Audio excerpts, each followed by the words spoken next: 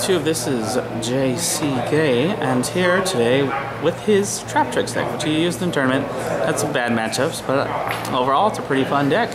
Hey. Hey. It's been a while since I last did a deck profile, so here's this one. Started off with our Traptrix monsters. We got 3 copies of Traptrix Myrmeleo. Main engine of the deck, she's kind of like the Stratos of trap holes.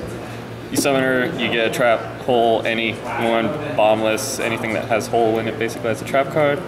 And if she gets special summoned, she gets to pop a back row. So basically the majority of the deck you want to summon her and special summon her as much as you possibly can. To help with special summoning her, we have 3 Traptrix Dionaea. She's a Call of the Haunted basically for the Traptrixes. She'll help you get Myrmeleo back out of the grave. She'll also, whenever special summon, let you get a trap card out of the grave, a trap hole card. So she's another great engine to have. One of the most underplayed ones, actually, most people only run one of them, is Atrax. She's new. She lets you play the trap hole cards straight from the hand, so if your opponent has Jinzos or something, you can still use those from your hand. And their effects cannot be negated.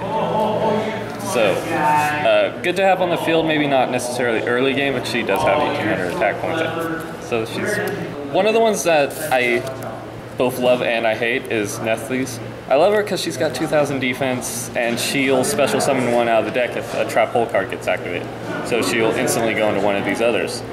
The bad part is that she has to be on the field face up when a trap hole card is activated. That's not very often whenever at least with my practice of having her. I've never actually been able to pull off her effect, but people do run into her quite a bit and get like 100 or 200 points of damage. Moving off of the Traptrix monster specifically, we have Mist Valley Falcon, thanks to AJ.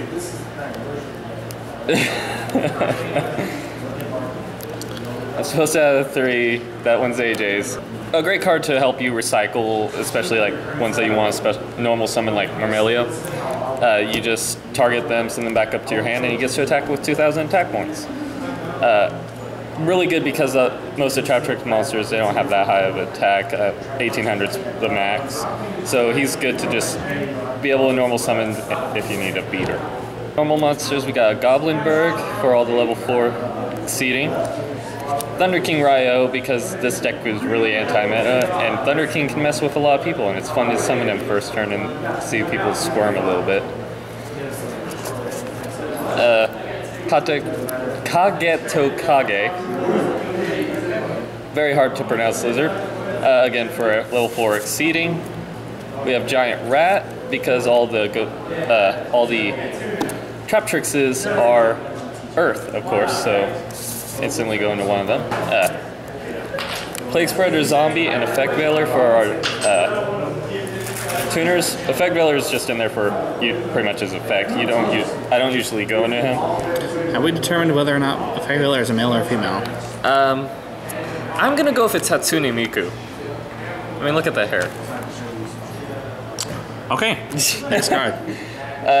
Plaguespreader is a big play for whenever you want to go into your synchros, which I did.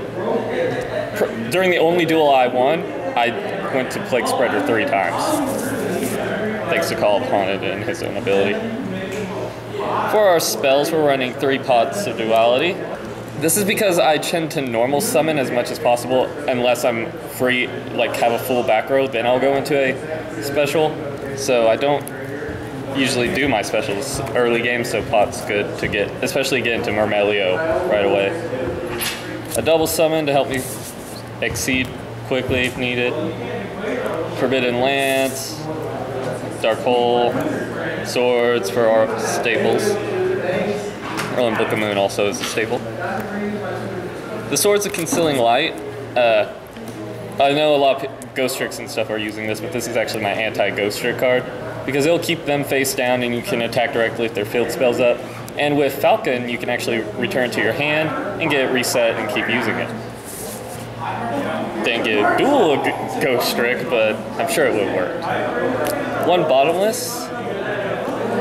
2 normal, because nobody ever expects normal trap hole these days. 2 Nightmare trap holes. 1 Void trap hole, which I just got and I'm very happy about.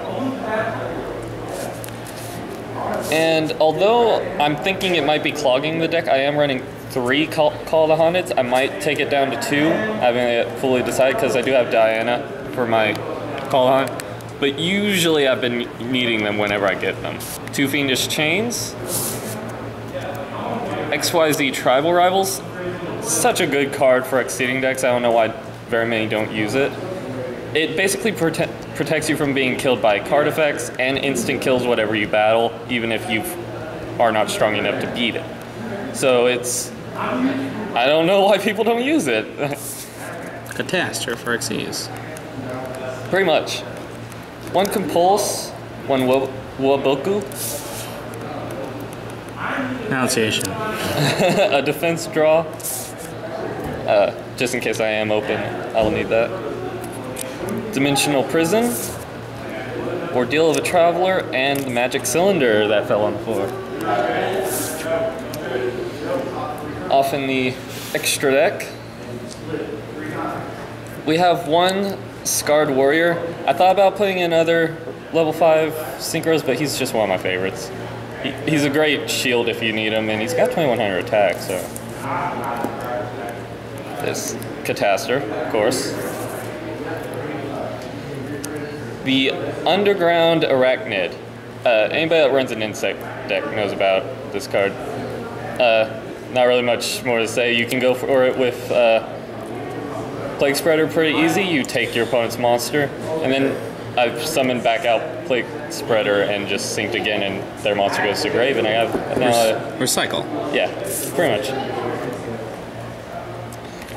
And there's Gaia Knight, the Force of the Earth. Just because I need to go to level 6 sometimes to get to my higher level exceeds. So, and if Arachnid's dead, I'll go for that. Scrap Dragon, because Scrap Dragon's awesome. Beelze, who won me the first game that I played and saved me from dying right away twice, so I love Beelze.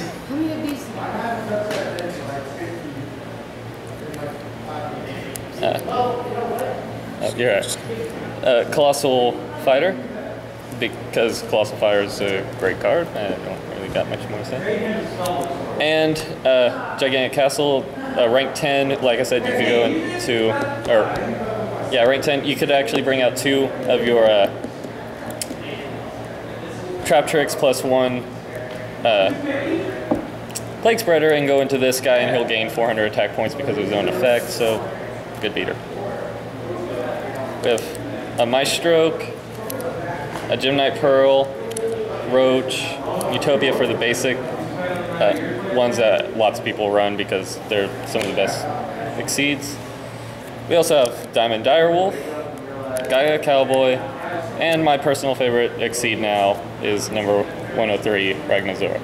So what made you decide to do Traptrix? I like that their effects are basically, they're kind of hard to predict whenever people first go in. They're like, what is that? Because they're not that popular, I guess. Which I love doing decks that are popular because nobody does them. And then I found out they are popular because of artifacts. So I'm making a deck that's not using artifacts. I hope with maybe a little bit more tweaking would be just as good. All right, thank you very much.